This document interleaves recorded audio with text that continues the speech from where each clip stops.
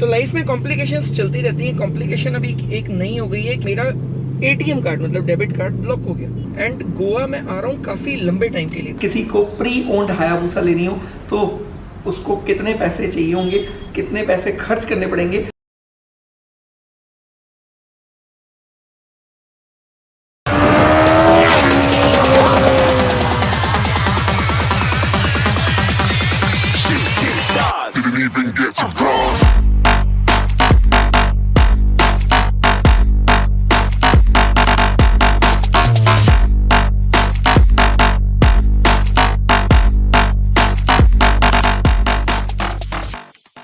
आज की तैयारी है कुछ ऐसी। यहाँ पे रखा है ये हेलमेट, देन बानाक्लावा, गोप्रो, कुछ बैटरीज, एक ये मेरी कार का इंश्योरेंस ख़त्म हो गया था वो, एक्स्ट्रा मास्क जो कार में रखने हैं, एक ये गोप्रो का हैंडल स्टिक अगर व्लॉगिंग करनी हो, और एक section.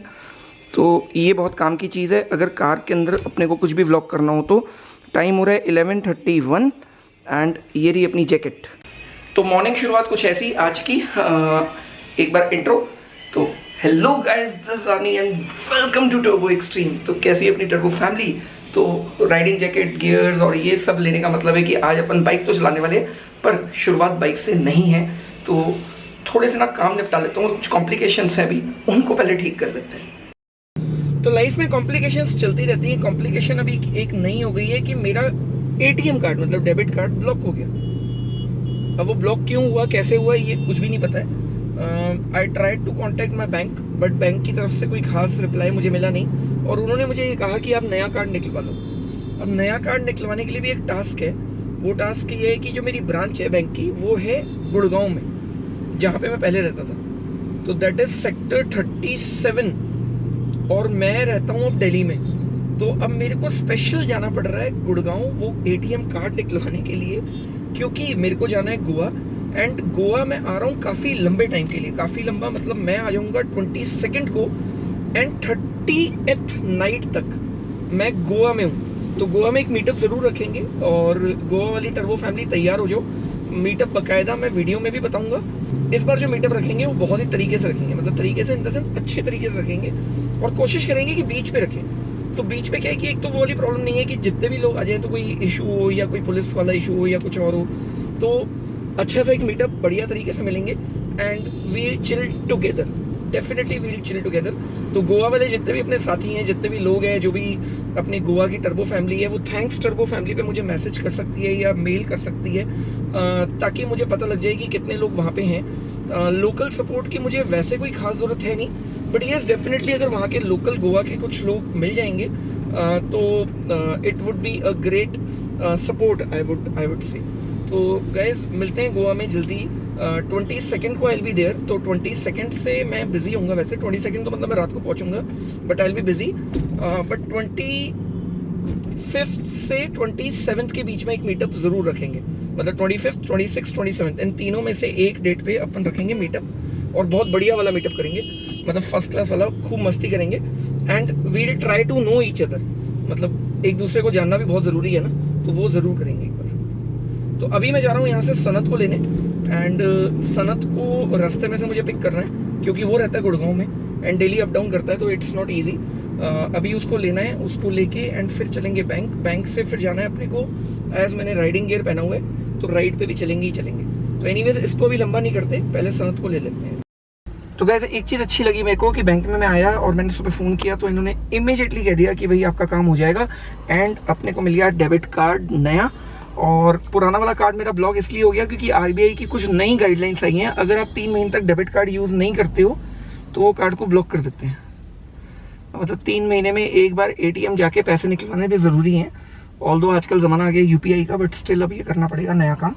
But thank you, at least card मिल गया मेरे गोवा जाने से पहले, तो प्रॉब्लम नहीं आएगी।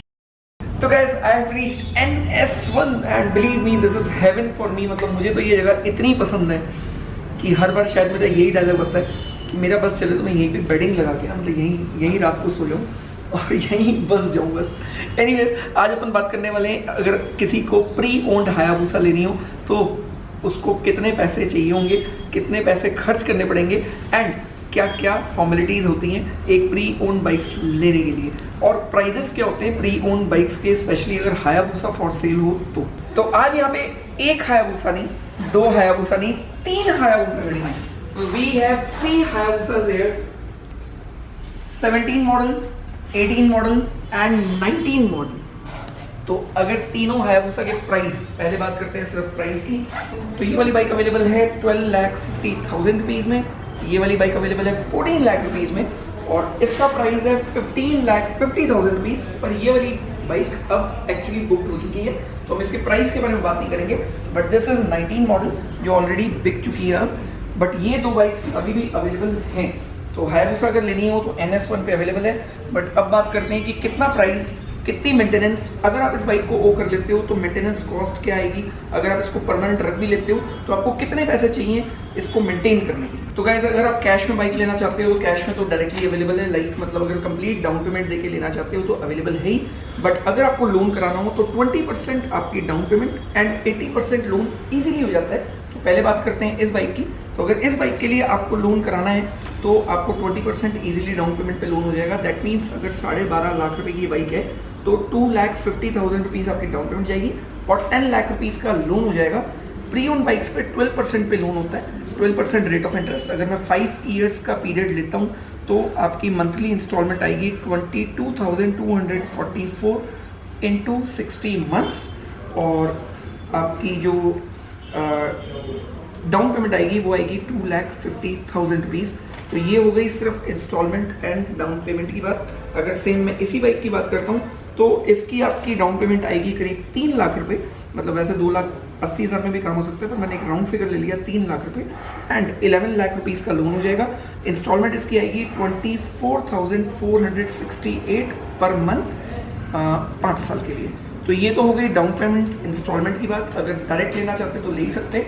बट अब आ जाता है एक बहुत ही different chapter, that is maintenance cost of super bikes. तो अगर एक सुपर बाइक को आपको मेंटेन करना हो तो बहुत सिंपल है, वैसे मेंटेन करना कोई बहुत ज़्यादा चीज़ नहीं होती, क्योंकि हम इस बाइक को डेली नहीं चलाते हैं। हम चलाते हैं एक्चुअली हफ्ते में 1 दिन या मैक्सिमम 2 दिन। तो वो 1 दिन और 2 दिन कितनी चल जाती है, बहुत ज़्यादा नहीं चलती, बिलीव मी।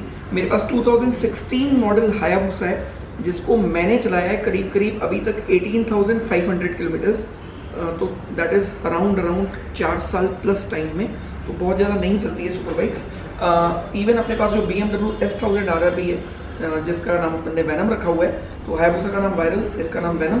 वैनम भी अपनी जो चलाई है अपन ने वो अभी तक चली हुई है 11,000 किलोमीटर्स, तो वो भी कोई बहुत ज़्यादा नहीं है 2 साल के अंदर। तो कोई भी आप सुपर बाइक लेते हो तो उसकी जो सर्विस कॉस्ट होती है that is on A duration of 8,000 kilometres या 1 साल। तो 1 साल में 8,000 किलोमीटर अराउंड आप कर लेते हो। स्टिल नहीं भी करो तो सर्विस करा लो, वही बेस्ट तरीका होता है। तो हम सारी मेंटेनेंस कॉस्ट ले रहे हैं अभी 8,000 किलोमीटर्स पे। तो 8,000 किलोमीटर पे सबसे पहले होती है इसकी सर्विस कॉस्ट इसकी आती है अराउंड 7,500 रुपीज़। NS1 से अगर आप कराते हो तो, कंपनी से कराते हो तो 9,000 रुपीज़। टायर्स जो इसके आते हैं वो दोनों ही करीब करीब 8,000 किलोमीटर ही चलते हैं नॉर्मल राइडिंग पे। अगर मैं चलाता हूँ जैसे उस तरीके से 4 से 5,000 किलोमीटर, बट नॉर्मल राइडिंग मतलब आप तेज़ धीरे चला के भी अगर चलाएंगे तो 8,000 किलोमीटर आराम से चला जाएगा। तो 8,000 किलोमीटर अगर आप टायर चलाते हैं तो टायर नॉर्मली आ जाते हैं एक पेयर करीब 25,000 रुपये का, पर इस टाइम पे टायर के इंपोर्ट बंद पड़े हैं, तो due to that reason tyres महंगे हो चुके हैं। तो 30 से 40,000 रुपीज़ का पेयर आएगा, depend on the brand, manufacturing, softness, hardness, तो बहुत सारे डिफरेंट टायर्स आते हैं। तो अपन एक एवरेज ले लेते हैं 35,000 रुपीज़, जो एक एवरेज निकलेगी। एंड उसके बाद अगर ब्रेक पैड्स की बात करें तो ब्रेक पैड भी करीब इतने ही चलते हैं। एक सर्विस के बाद ब्रेक पैड चेंज कराने पड़ते हैं। 3,300 रुपीज़ का एक पेयर आता है ब्रेक पैड का, EBC कंपनी का, जो परफॉर्मेंस ब्रेक पैड्स होते हैं, जो तीनों सेट लगेंगे तो 3,300 रुपीज़ अ पेयर, मतलब 9,900 रुपीज़ के आपके ब्रेक पैड्स डलेंगे एवरी सर्विस पे। उसके बाद अगर आप चेन की मेंटेनेंस करो, जैसे ल्यूब लगाना होता है, तो अगर आप एक बार लेके भी रख लोगे तो अराउंड मान के चलो 8,000 किलोमीटर्स के लिए 2,000 रुपीज़ का आपको ल्यूब एंड चेन क्लीन आप अगर एक बार ले लोगे तो 8,000 किलोमीटर्स तक ईजिली चल जाता है, क्योंकि एक बार अगर आप ल्यूब कर लेते हो तो ईजिली 500 किलोमीटर बाइक चलती है। भाई अगर अपन 1 साल में 8,000 किलोमीटर बाइक चलाते हैं तो मैं एक साल का टाइम लेके चल रहा हूँ, ड्यूरेशन लेके चल रहा हूँ, क्योंकि कॉस्ट तो अपनी ऐसे ही निकलेगी कि कितने किलोमीटर चलेगी। तो अपन फिर भी 1 साल ले लेते हैं। 1 साल में 8,000 किलोमीटर आप कंफर्टेबली चला पाओगे बाइक को। तो टोटल कॉस्ट जो होगी 20,000 रुपये का अपना इंश्योरेंस हो गया, जो हर साल आपको कराना ही पड़ेगा। 35,000 के टायर्स हो गए, एक एवरेज कॉस्ट निकाल ली है मैंने। ये डिपेंड करता है, वेरी करता है tyre to tyre and cost to cost.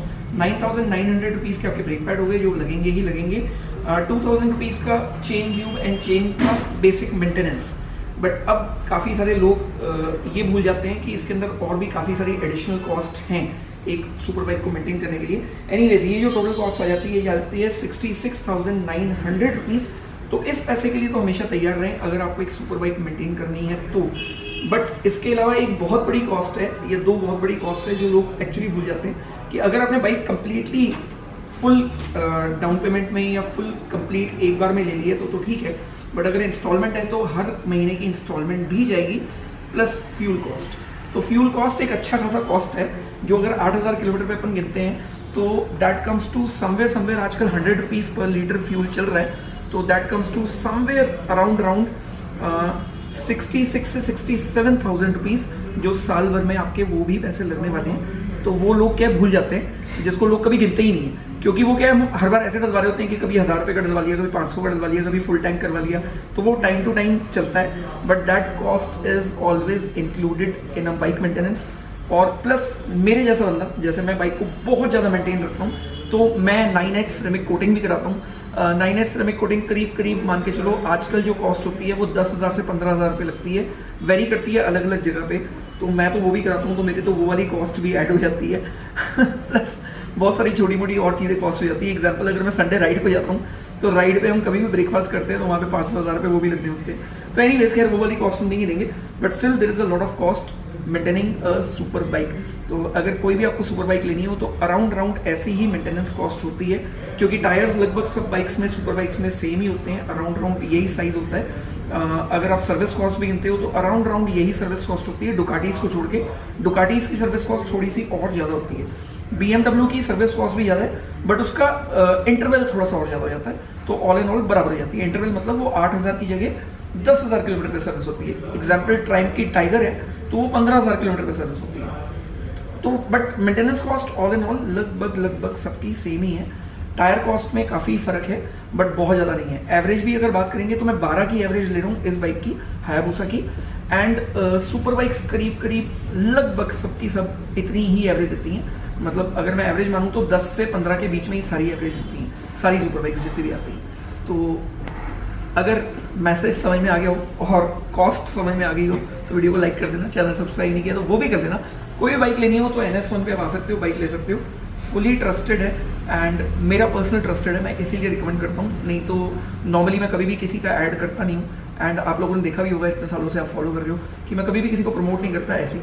तो प्रमोट अपन सिर्फ उन्हीं को करते हैं जो अपने खुद के ब्रांड्स हैं या जिस पे अपने को बहुत ज़्यादा ट्रस्ट है। जैसे ऑटोबेस्ट जो अपना खुद का शोरूम है, ऑटोमार्क वो भी अपना शोरूम है, NS1 मेरे बहुत खास फ्रेंड है एंड बिल्कुल फैमिली जैसा ही है, इसीलिए प्रमोट करता हूँ। एंड मैंने इतनी सारी सुपर बाइक्स ली हुई हैं, आज तक कभी भी कोई प्रॉब्लम नहीं है। तो मिलते हैं गाइस एक नए ब्लॉग के साथ कल शाम 4 बजे, क्योंकि टाइम चेंज हो चुका है बिकॉज स्कूल्स एंड कॉलेजेस चालू हो चुके हैं, तो उसी अकॉर्डिंग अपन ने टाइम चेंज कर लिया है। तो bye bye, take care and love you Turbo family. मिलते हैं गो ब्लॉग्स के साथ बहुत ही जल्दी।